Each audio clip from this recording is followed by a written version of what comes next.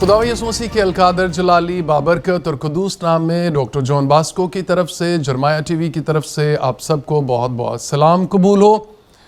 मैं आपको open gets के इस नए एपिसोड में वेलकम कहता हूं। मैं उम्मीद करता हूं, मेरा ईमान है, मेरा भरोसा है कि आपने अब तक के सारे एपिसोड्स के वसीले से बरकत पाई होगी और यकीनन आपकी रूहें ताज़ा हो रही हैं और आप यसु मसीह की ज़ात में गहरे होते चले जा रहे हैं।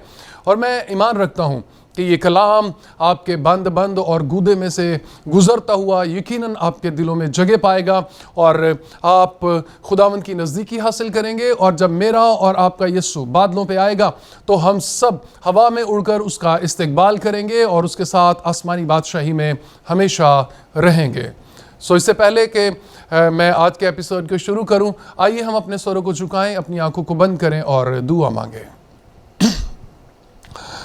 खुदावंद कदूस जिंदा जलाली अबदी खुदा, हमारे दिल तेरी शुक्रगुजारी से भरे हैं कि तू मुकाशवा की किताब को समझने के लिए अपने रूह से हमें नवाजता चला जा रहा है।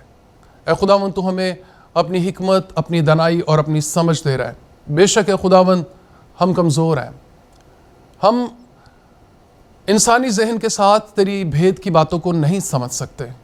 बेशक है खुदावंद, ये मुकाशवा की किताब एक बड़ा भेद है जिस पर से तूने पर्दा हटा दिया है और अब हम तारीकी में नहीं रहे, अब हम रोशनी में हैं और अब कोई भी दिन चोर की तरह हम पर नहीं आ सकता, क्योंकि तूने अपने नूर को हम पर वाज़े कर दिया है, हम पर चमका दिया है। हम चाहते हैं कि आज के इस एपिसोड में तू पिछले एपिसोड्स की तरह पाकरू को हमारी मदद के लिए भेज दे, ताकि पाकरू हमें गाइड करता रहे, हम उससे सीखते रहें और वो हमें सिखाता रहे और हमारे इनफरादी, हमारे इज्तिमाई, हमारे ख़ानदानी, हमारे माशरती रवैये तब्दील हों और हम यीशु मसीह की सूरत पर ढलते चले जाएं। यीशु के नाम में आमीन। मेरे अजीज़ बहनों और भाइयों, पिछले एपिसोड में हमने सीखा था कि यूहन्ना ने अपने पीछे आवाज़ सुनी और जब उसने आवाज़ देने वाले को देखने के लिए पीछे मुंह मोड़ा तो उसने सोने के 7 चिरागदान देखे। हमने सीखा था कि इससे पहले कि कोई यीशु मसीह को देखे, वो सोने के 7 चिरागदानों को देखता है, वो सोने के चिरागदानों को देखता है, सोने का चिरागदान देखता है। और इसकी तफसीर जो है वो इसी बाब के आखिर में कर दी गई है कि चिरागदानों से मुराद 7 कलीसियाएँ हैं या कलीसिया है। सो इससे पहले कि कोई यीशु मसीह को देखे उसे कलीसिया नज़र आती है। जिस तरह की कलीसिया होगी उसी तरह का लोग रिस्पॉन्स करेंगे। अगर कलीसिया ज़िंदा है तो जिंदों वाला रिस्पॉन्स आएगा और अगर कलीसिया ज़िंदा नहीं है तो फिर उसी तरह का ही रिस्पॉन्स आएगा। मैं और आप किस तरह के हैं ये लोगों के रिस्पॉन्स से पता लगता है। अगर हम जिंदा हैं रूहानी तौर पर तो लोगों का रिस्पॉन्स जिंदों वाला आएगा और अगर हम मुर्दा हैं तो लोग हमारी बातों पर बिल्कुल कान नहीं धरेंगे और उनमें ज़िंदगी नहीं आएगी। मेरे और आपके अंदर ज़िंदगी है, अगर नहीं है तो होनी चाहिए ताकि हम दूसरों को ज़िंदगी दे सकें। 13वीं आयत से मैं शुरू करूंगा, पहले बाब की 13वीं आयत।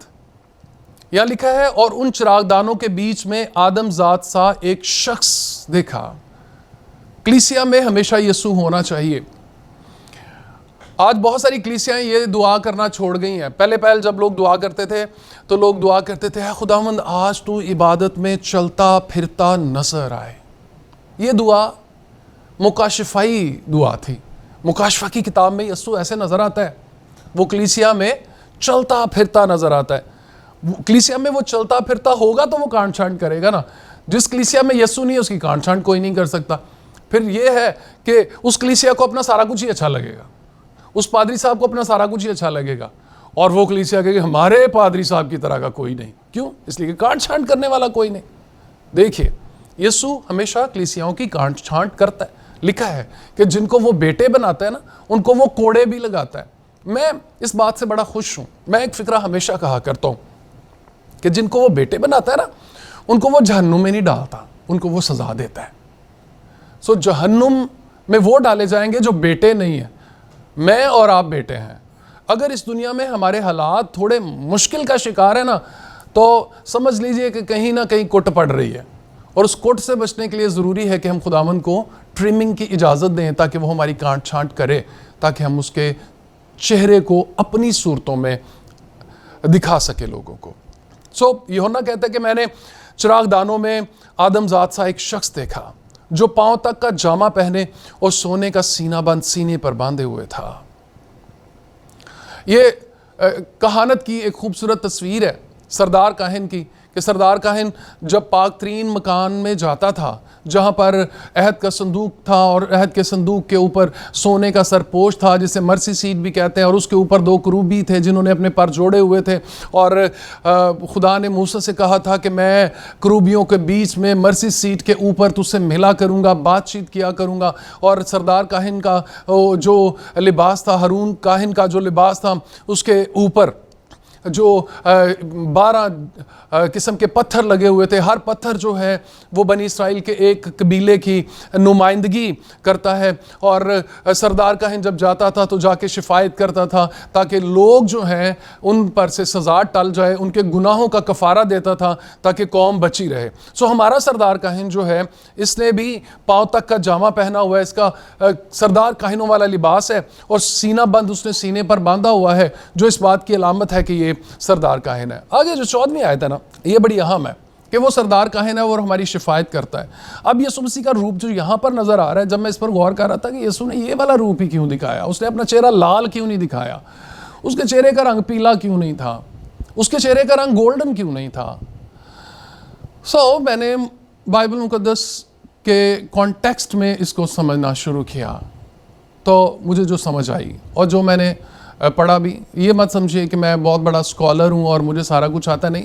किताबें पढ़नी पड़ती हैं, बहुत सारी किताबों से मदद लेनी पड़ती है, और कुछ जहन में आ जाती हैं बातें, और सबसे बढ़कर रूहुल कुछ हेल्प करता है चीज़ों को समझने में। मैं यहाँ पर एक चीज़ गोश गुजार करना चाहूँगा। हम मुकाशफा शुरू कर चुके हैं और आगे पीछे हम होते रहेंगे, कभी आगे कभी पीछे। तो अगर कहीं कोई ऐसी बात मैं कह दूँ जिससे आप मुत्तफिक नहीं हैं, तो उसको ज़्यादा दिल पर मत लीजिएगा। ठीक है, आप मुत्तफिक नहीं हैं, ये आपकी मर्ज़ी है। और अगर कोई ऐसी बात हो जो आपको लगे कि ये कमज़ोर है, तो मैं आपसे गुजारिश करना चाहूँगा कि उसे मेरी बशरी कमज़ोरी समझते हुए इग्नोर ज़रूर कर दीजिएगा। मैं आपका इंतहाई शुक्रगुजार हूँगा। ये आगे जो यीशु मसीह का हुलिया है ना, 14वीं आयत से लेके, मैंने सोचा कि ये ऐसा क्यों है, यीशु का चेहरा गोल्डन क्यों नहीं है, उसके बाल गोल्डन क्यों नहीं है। गोल्डन भी तो देखिए बुजुर्गी की अलामत है और बादशाहत की अलामत है, ऐसा क्यों नहीं है। मुझे एक बात समझ आई कि जो पैतमस का जजीरा है, ये जिस जगह पर वाक़या है, मैंने उसकी लोकेशन को देखा तो वो एक छोटा सा जजीरा है जो पानी के अंदर है, और पानी जब उसे टकराता है तो सफ़ेद कलर की झाग बनती है। और आपने भी देखा होगा जब पानी टकराता है आके तो सफ़ेद कलर की झाग ज़रूर बनती है। यूहन्ना उन सारी बातों को अपने जहन में रोज़ देखता है, बल्कि अपनी आंखों से रोज़ देखता है। और फिर जब सूरज चमकता है तो उसकी रोशनी जब पानी पर पड़ती है और रिफ्लेक्ट होती है, तो वो भी उसके सामने है, वो आग के शोले की तरह उसे नज़र आती है। सूरज, आपने देखा होगा, जब मैं रोज़ाना देखता हूँ सूरज को निकलते हुए, सूरज ने मुझे कभी सोते हुए नहीं देखा, मैंने सूरज को निकलते हुए देखा है। तो जब मैं अपनी छत पे रोज़ाना जाके दुआ करता हूँ, खुला आसमान में देखता हूँ, उड़ते हुए परिंदे मैं देखता हूँ, और मैं उनके लिए खुदावंद की शुक्रगुजारी करता हूँ, मैं उनको ब्लेस करता हूँ, मैं कलीसियाओं को ब्लेस करता हूँ, मैं जरमाया टीवी को ब्लेस करता हूँ और प्रेयर करता हूँ। मैं सूरज को जब निकलते हुए देखता हूँ तो वो चमक रहा होता है, लाल लाल सूरज, चमकता हुआ सूरज। वो जब अब सोचिए, आपने इमेजिन करना है, बहुत सारी बातें मैं आपको चाहूँगा कि आप उनको इमेजिन करें। अब जजीरा है पैतमस का, साइडों पे पानी है, सूरज निकल रहा है, उसका रिफ्लेक्शन जो है वो पानी में से जाहिर हो रहा है, तो वो किस तरह का नज़र आता होगा। और फिर जब सूरज थोड़ा और तेज़ हो जाता है तो वो गोल्डन गोल्डन सा हो जाता है और ऐसे लगता है जैसे पीतल को भट्टी में तपाया गया हो। और फिर जब जब पानी टकराता है जोर के साथ पहाड़ों से तो पानी की एक तेज आवाज निकलती है। तो यूहन्ना ने ये सब कुछ देखा और यूहन्ना ने सब कुछ सुना। अब फिर ये सब कुछ गौर किया, साथ साथ मैंने एक और बात पे गौर किया कि यीशु मसीह जब तालीम देता था तो वो अपने इर्द गिर्द के माहौल से तमसीलों को इकट्ठा करता था। जब एक दफ़ा यीशु खेतों में से गुजर रहा था तो यीशु ने अपने शागिर्दों से, तुम कहते हो अभी फसल के आने में 4 महीने बाकी हैं, मैं तुमसे कहता हूँ फसल को देखो ये पक चुकी है। फिर यीशु मसीह एक जगह पर मौजूद था और वहाँ पर उससे कहा जा रहा था कि तू जहाँ जाएगा मैं भी तेरे साथ जाऊँगा। तो यीशु ने उस शागिर्द से कहा, लूमड़ियों के भट्ट होते हैं, हवा के परिंदों के घोंसले होते हैं। तो एक राइटर इसको इस तरह से लिखता है कि जब ये बात हो रही थी तो उस वक़्त यूँ हुआ कि चूँकि पहाड़ी एरिया है सारे का सारा जहाँ पर यीशु था, तो एक पत्थर लुढ़का, वो नीचे गया और नीचे लूमड़ी का भट्ट था। पत्थर के गिरने से लूमड़ी वहाँ से निकली और बोलती हुई भागी। उसके भागने से और पत्थर के शोर से ऊपर दरख्त के ऊपर एक परिंदा था और वो परिंदा भी अपने घोंसले से उड़ा। तब यीशु ने बात कही कि हवा के परिंदों के घोंसले होते हैं, लूमड़ियों के भट्ट होते हैं, लेकिन इब्ने आदम के सर धरने की भी जगह नहीं। तो यीशु मसीह अपने इर्द गिर्द से तमासील को इकट्ठा करके अपनी बातों को समझाया करता था। अब यहाँ पर भी मुझे कुछ ऐसा ही लगा। आप मेरी बात से मुत्तफिक हों ना हों, इट्स अप टू यू, लेकिन मैं आप तक ये बात ज़रूर पहुँचाऊँगा। अब यूहन्ना वहाँ पर है और उसने यीशु से सीखा था कि बातें किस तरह से बयान की जाती हैं और बातों को कैसे समझा जाता है, कैसे लिखा जाता है। अब उसी पैराए में मैं इसको समझाने की कोशिश करूँगा। लिखा हुआ है उसका सर और बाल ऊन बल्कि बर्फ की मानित सफ़ेद है। क्यों? यूहन्ना ये रोज़ देखता था। और यहाँ पर यह मुकाशफा उसको इसलिए भी दिया गया कि यीशु कदीमुल अयाम है। वो ये उसकी बुजुर्गी को भी पेश करता है कि यीशु बुजुर्ग है, यीशु कदीम से है, उसका ना कोई शुरू है और ना कोई आखिर है।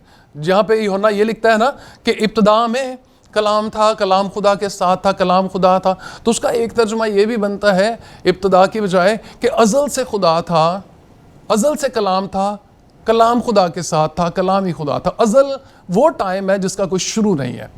सो चूँकि यीशु कदीमुल अयाम है, अज़ल से है, तो ये उसके सफ़ेद बाल जो हैं ये उसकी बुजुर्गी को शो करते हैं। और फिर उसके बाद लिखा हुआ है कि उसकी आंखें आग के शोले की मानत। आप इसको भी देखें कि सूरज पड़ रहा है पानी के ऊपर और जो मंज़र बन रहा है यूहन्ना उस मंज़र को अपनी आंखों में समोए हुए है। लेकिन इसके साथ साथ यीशु मसीह की आंखें जो है वो आग के शोले की मानत है।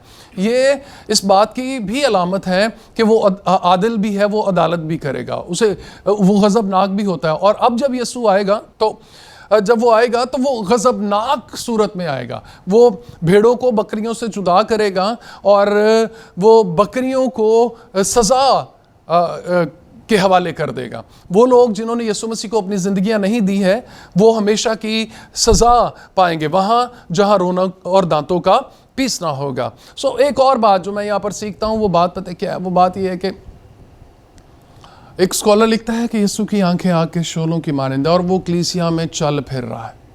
यहाँ पर यीशु कहाँ पर नज़र आ रहा है जी? यहाँ वो कलीसिया में नज़र आ रहा है, वो कलीसिया के दरमियान में चल फिर रहा है। और जब यीशु आग के शोलों की तरह की आंखें लेकर कलीसिया में चलता फिरता है ना, तो वो कलीसिया के हर मेंबर के एक्सरे करता है, वो अंदर तक देख लेता है। उसके सामने हमारी अंदर की कोई बात भी छिपी हुई नहीं रहती, वो हमारे बातन तक देख लेता है। हम उसके सामने खुली किताब की मानद हो जाते हैं। सो मेरे अजीज बहन और भाइयों, जब आप गिरजे जाते हो ना, आप इबादत के लिए जाते हो, तो ज़रा ध्यान से जाया करो।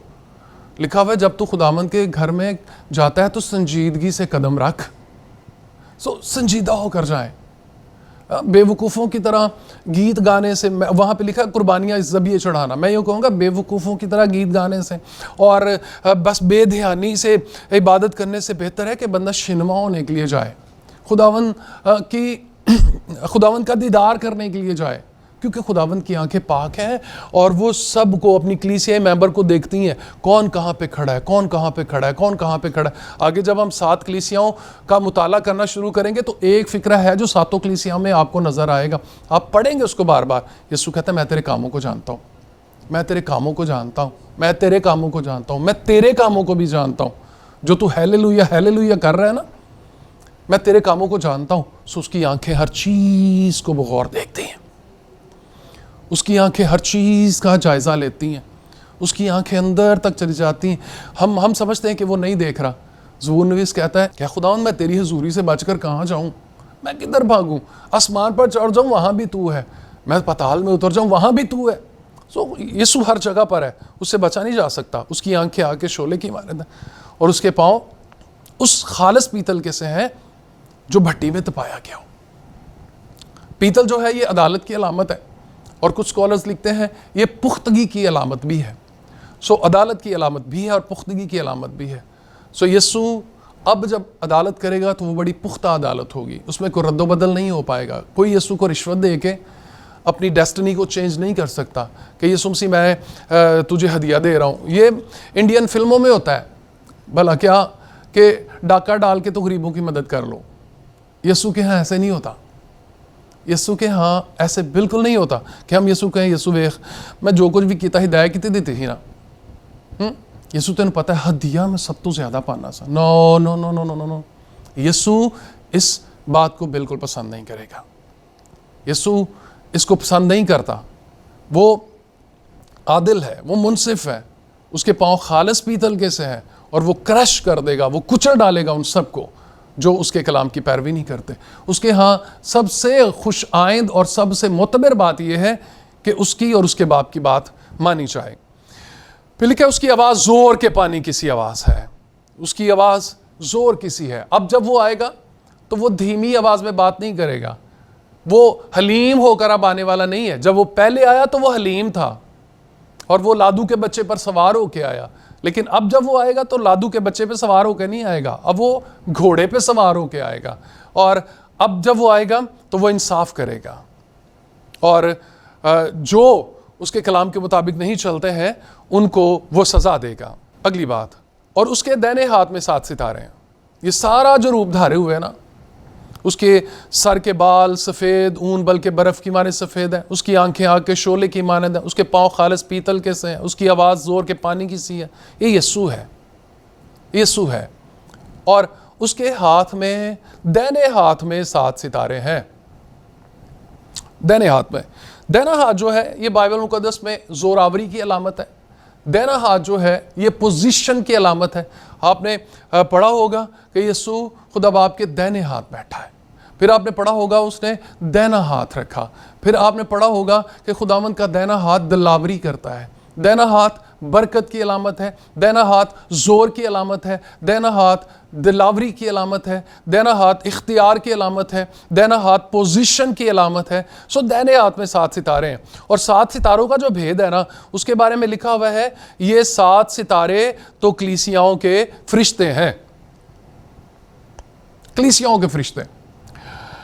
अब बहुत सारे स्कॉलर्स हैं, कुछ स्कॉलर्स कहते हैं जी ये ओरिजिनल फरिश्ते ही हैं, लेकिन मैं जिस बात का कायल हूँ वो बात ये है कि ये 7 फरिश्ते जो हैं एक्चुअली ये कलीसियाओं के पासबान है, कलीसियाओं के लीडर है और लीडर जो है वो खुदावंद के हाथ में है। मैं पासबानों के साथ, लीडर्स के साथ मुखातिब होना चाहता हूँ। लीडर्स मेरी बात ध्यान से सुनिए, आप यीशु मसीह के दाहिने हाथ में हैं, इसलिए कभी ना घबराया करें कि आपके साथ क्या होगा, क्या खाएंगे, क्या पिएंगे, क्या पहनेंगे। ना, आपको इन बातों की फिक्र नहीं होनी चाहिए, because you are in the right hand of your Lord Jesus Christ. आप यीशु मसीह के दाहिने हाथ में हैं और उसका दाहिना हाथ भरपूरी की अलामत है, ज़ोर की अलामत है, इख्तियार की अलामत है। आप तो उसके इख्तियार पर खड़े हो, आप तो उसकी भरपूरी पर खड़े हो, आप तो उसकी प्रोविडेंस पर खड़े हो, आप तो उसकी परवरदिगारी पर खड़े हो। वो आपको महफूज रखता है, वो जब तक ना चाहे कोई भी आपका कुछ नहीं बिगाड़ सकता। उसके दाहिने हाथ में 7 सितारे हैं, उसके मुंह से एक तेज 2-धारी तलवार निकलती है, और यह तलवार उसका कलाम है जो उसके मुंह से निकलेगा। और शुरू में भी खुदा ने कोई औजार पकड़ के दुनिया नहीं बनाई, उसने मुंह के कलाम से ही दुनिया बनाई, उसके मुंह के दम से ही दुनिया बनी। और अब जब वो दुनिया को तबाह करेगा, दुनिया को नया बनाएगा, तो ये भी उसके कलाम ही से बनेगी। तेज 2-धारी तलवार जो है ये उसके पास है, और इससे वो अपने दुश्मनों को ख़त्म करेगा। आगे आने वाले दिनों में मैं डिटेल के साथ बताऊंगा कि वो अपने दुश्मनों को कैसे ख़त्म करेगा। वो अपने मुंह के कलाम से अपने दुश्मनों को ख़त्म करेगा। वो कह देगा तो होता चला जाएगा, उसने ऑर्डर करना है और हो जाना है। और उसका चेहरा ऐसे चमकता है जैसे तेजी के वक्त आफ्ताब। दोबारा मैं आपको पितमस के जजीरे पर ले जाना चाहूँगा कि यूहन्ना जो है वो खुले आसमान तले तेज़ी से चमकते हुए आफ्ताब को देखता है, और उसे उसकी निस्बत अपने यस्सु का चेहरा जो है वो ज़्यादा चमकता हुआ नज़र आता है। और बाइबल मुकद्दस में उसे ही आफ्ताब सदाकत भी कहा गया है। अब यूहन्ना रसूल है, उसने ये तो पहले कभी नहीं देखा था, यीशु मसीह का इस तरह का जलाल उसने पहले कभी नहीं देखा था। एक दफ़ा सिर्फ उसने यीशु का चमकता हुआ चेहरा देखा था। अब उसने दोबारा 60 साल के बाद, राउंड अबाउट इतने ही बनते, ठीक है जी, उसने इतने सालों के बाद यीशु मसीह को दोबारा देखा। अब वो यीशु वैसा नहीं है जिसकी छाती का वो सहारा लिया करता था। अब वो वैसा यीशु नहीं है जिससे वो आसानी से पूछ लिया करता था, ऐ यीशु बता तो सही कौन तुझे पकड़वाएगा। अब वो वैसा यीशु नहीं है जिसके चेहरे से खून की बूंदें टपक रही हैं, जिसकी पसली में नेज़ा लगा हुआ है, जिसके हाथों और पैरों में कील लगे हुए हैं, सर पर कांटों का ताज है। अब यीशु ऐसा नहीं है, अब यीशु जलाली यीशु है। और इस यीशु को वो देखता है, और फिर वो कहता है 17वीं आयत में, जब मैंने उसे देखा तो उसके पाँव में मुर्दा सा गिर पड़ा। अब कौन देख सकता है खुदा का जलाली चेहरा भाई? अब यीशु का जलाली चेहरा कौन देख सकता है? कोई भी नहीं देख सकता। पता नहीं लोग कैसे देखते हैं। मैं कि जी मैंने यीशु को देखा, सॉरी, यूहन्ना कहता है जब मैंने यीशु को देखा ना तो मैं उसके कदमों में मुर्दा सा गिर पड़ा। शक नहीं रही उसे यीशु को देखने की। यीशु पाक है। और फिर आगे लिखा है, उसने ये कहकर मुझ पर अपना हाथ रखा, दाहिना हाथ रखा कि खौफ ना कर। यीशु के कदमों में गिरने वालों पर यीशु अपना दाहिना हाथ रखता है। और अगर मैं और आप यीशु के कदमों में गिर जाएंगे तो वो अपना दाहिना हाथ हम पर रखेगा और हमें दुनिया के खौफ से रिहाई देगा, और हम ज़बूर नवीस के हम नवा होकर कह सकेंगे, मैं किसी बला से नहीं डरूंगा क्योंकि तू मेरे साथ है। यीशु अपना दाहिना हाथ उस पर रखता है और फिर उसे कहता है, मैं अव्वल और आखिर हूँ। तू पहले से मुझे जानता है, बड़ी अच्छी बात है, लेकिन अब मैं तुझे बताता हूँ कि मैं कौन हूँ। मैं अव्वल और आखिर हूँ, मैं ही दुनिया का शुरू हूँ, मैं ही दुनिया का आखिर हूँ, और जिंदा हूँ। अब मैं वो मरा हुआ नहीं रहा, अब मैं जिंदा हूँ। मैं मर गया था और देख अब्दुल अब्बास जिंदा रहूँगा। यह इनकरेजमेंट है, एक मरने वालों के लिए इनकरेजमेंट है। जो मसीह की खातिर मरते हैं उनके लिए एक इनकरेजमेंट है, एक हौसला अफजाई है। यीशु कहता है, देखो मैं भी मर गया था ना, यस, मैं जिंदा हो गया हूं, यस, अगर तुम्हें भी मेरी खातिर मरना पड़े तो घबराओ नहीं, तुम भी जिंदा हो जाओगे, क्योंकि तुम्हारा मालिक, तुम्हारा आका, तुम्हारा मौला, तुम्हारा खुदावंद मरा था, जिंदा हो गया है। अगर तुम्हें भी कभी इन हालात का सामना हो तो तुम भी जिंदा किए जाओगे। और लिखा हुआ, देख मैं अब्दुल अब्बास जिंदा रहूंगा। इसके मायने ये है कि ये हौसला अफजाई है दुखी कलीसिया के लिए, क्योंकि उस दौर में कलीसिया को सताया जा रहा था। मैं पिछले एपिसोड में बता चुका हूं कि कलीसिया को सताया जा रहा था, कलीसिया एज़ा रसानी का शिकार थी, कलीसिया पर जुल्म सितम हो रहे थे। तो यीशु कहता है, देखो मैं भी मर गया था, जिंदा हूं, और अब मैं अब्दुल अब्बास जिंदा रहूंगा, तुम भी अब्दुल अब्बास जिंदा रहोगे और अब तक मेरे साथ रहोगे। और फिर यीशु एक और हौसला अफजाई की बात करता है कि मौत और आलम रवा की कुंजियां मेरे पास हैं। ये कुंजियां इब्लीस के पास नहीं है। बाज दफा हम ये कहते हैं शैतान ने मार दिया। सॉरी, शैतान किसी को नहीं मार सकता। इस बात को सोच लीजिए, इस बात को समझ लीजिए, इब्लीस किसी को नहीं मार सकता। क्यों? इसलिए कि मौत की कुंजियां यीशु के पास हैं। यीशु जिसको इस दुनिया से बुलाना चाहता है उसको बुला लेता है, और जिसको वो इस दुनिया में रखना चाहता है उसको वो रहने देता है।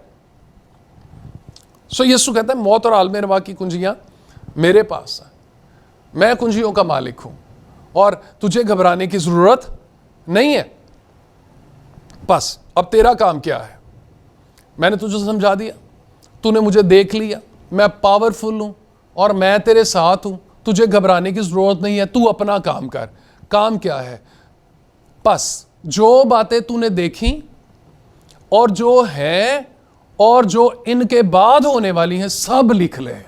अब यूहन्ना को होमवर्क मिल गया, यूहन्ना को काम मिल गया। यही मुकाशवा की किताब की डिवीजन है। मुकाशवा की किताब को तकसीम करना चाहते हैं ना, तो 3 हिस्सों में हम इसको तकसीम कर सकते हैं। 19वीं आयत में लिखा हुआ है, बस जो बातें तूने देखी। यूहन्ना देख क्या रहा है? यीशु को देख रहा है। उसके बाद वो कलीसियाओं को देखेगा, जो बातें हैं जिनमें से अभी तू गुजर रहा है, तू पितमस के जजीरे में है और तू मेरे साथ बातचीत कर रहा है, जो बातें हैं जो तूने देखी हैं और जो इनके बाद होने वाली है, मुस्तकबिल में क्या होगा वो भी मैं तुझे बता दूंगा, वो भी तू लिख ले। तेरा काम है लिखना और लिख कर कलीसियाओं को पहुंचा देना। मेरे अजीज डियर लीडर्स, मैं आपको ये बताना चाहता हूं कि जब आप तन्हाई में खुदा के साथ होते हैं, जब तन्हाई में यीशु मसीह के पास होते हैं ना, तो उस वक्त यीशु काम दे रहा होता है। हम कई दफ़ा यीशु से काम नहीं लेते, हमने अपनी प्लानिंग खुद से की होती है। यीशु कुछ और कह रहा होता है, हम कहते हैं यीशु मेरी प्लानिंग और है, तो फिर हम अपनी मर्जी से काम करते हैं। मैं एक फिक्रा अक्सर लीडर्स को कहा करता हूं कि यीशु का काम यीशु की मर्जी से करें, अपनी मर्जी से ना करें। अगर यीशु का काम अपनी मर्जी से करेंगे ना, तो उसका अजर कोई नहीं मिलने वाला। हाँ, रिगार्ड खुदावंद आपकी खिदमत का कर सकता है, लेकिन उसका अजर कोई नहीं मिलने वाला। उसकी वजह क्या है? वजह यह है कि आपने वो तो किया नहीं जो यीशु ने आपको कहा था। मैं अक्सर एक मिसाल देता हूं इसके लिए कि मैं अपने बेटे को एक काम देता हूं कि तूने ये वाला काम करना है, वो काम करता नहीं, बाकी सारे घर के काम और बाहर के काम भी कर देता है। और शाम को आके मुझे कहता है कि पापा मैंने ये ना देखे सारे काम कर दिए। मेरी टॉप लिस्ट पे जो काम लिखा हुआ वो नहीं किया उसने, तो मेरी नज़र में उसने कुछ नहीं किया। मेरी नज़र में तो वो ज़ीरो है, उसने कुछ नहीं किया। इसी तरह से जो काम खुदावन ने हमें दिया ना, वो करने की ज़रूरत है। तो इस वक्त पितमस के जजीरे में जो खुदावन की तरफ से यूहन्ना को काम मिला है ना, वो है लिखना, कि तू ये बातें लिख ले। सो यूहन्ना को उन बातों को लिखना है ताकि वो उन्हें कलीसिया तक पहुंचा सके। सो आपको पता है कि खुदावंद ने आपके ज़िम्मे क्या काम लगाया है। अगर आपको नहीं बताना तो मैं चाहूँगा कि आज ही आप अपने किसी पैतमस में चले जाएं, कोई जजीरा ढूंढें। मैंने अगले हफ्ते के लिए एक जजीरा ढूंढ ली है जहाँ पर मैंने रहना है, और मैं वहाँ पर खुदावंद के साथ रहूँगा और खुदावंद से मैंने प्लानिंग लेनी है अगली। आप माय डियर चर्च लीडर्स जितने भी हैं, आप एल्डर हैं, डीकन हैं, मुबशर हैं, पादरी साहब हैं, टीचर हैं, प्रॉफिट हैं, आप कुछ भी हैं, आप 5-fold मिनिस्ट्रीज में काम कर रहे हैं या 5-fold मिनिस्ट्रीज में काम नहीं कर रहे हैं, आप तन्हाई में जाइए खुदावंद के साथ। छुट्टियां सॉरी बिच नहीं आना, या आप तन्हाई में जाइए खुदा के साथ, क्योंकि मेरे जहन में वो अपना हिसाब था। या आप तन्हाई में जाइए खुदा के साथ और खुदावंद से पूछिए कि मुझे क्या करना है। खुदावंद बता मुझे क्या करना है। फिर खुदावंद आपको बताएगा। वो आपको कह सकता है कि तू ये लिख, वो आपको कह सकता है कि लिखने के बाद तूने ये कलीसिया को बातें बतानी है। हो सकता है वो आपको कहे कि तूने इसके बाद चिल्ड्रन में काम करना है। हो सकता है वो कहे इसके बाद तुझे वुमेन को स्ट्रॉन्ग करने की ज़रूरत है। हो सकता है वो कहे कि तुझे यूथ पे काम करने की ज़रूरत है। हो सकता है वो कोई और काम दे दे आपको। सो तन्हाई में जाइए, अपना पैतमस ढूंढिए, वहाँ पे जाइए, यीशु की ज़ात का नज़ारा कीजिए, यीशु की ज़ात का दीदार कीजिए और उससे काम लीजिए। फिर उसके काम को उसकी मर्ज़ी से कीजिए। देखिए बरकत कितनी मिलती है और आपका काम रहती दुनिया तक याद किया जाएगा, बिल्कुल यूहन्ना के काम की तरह। उसने खुदावंद की मर्ज़ी से काम किया, आज हम उसकी किताब की तफसीर कर रहे हैं। अगर मैं और आप यीशु की मर्ज़ी के मुताबिक काम करेंगे तो हमारे कामों की भी तफसीर की जाएगी। सो खुदावंद आपको बरकत दे। यीशु मसीह के करीब रहिए, अपना पैतमस ढूंढिए और खुदावंद से होमवर्क लीजिए। खुदावंद आपको बरकत दे। जुड़े रहिए जरमाया टीवी के साथ और देखते रहिए ओपन गेट्स ऑन जरमाया टीवी। God bless you.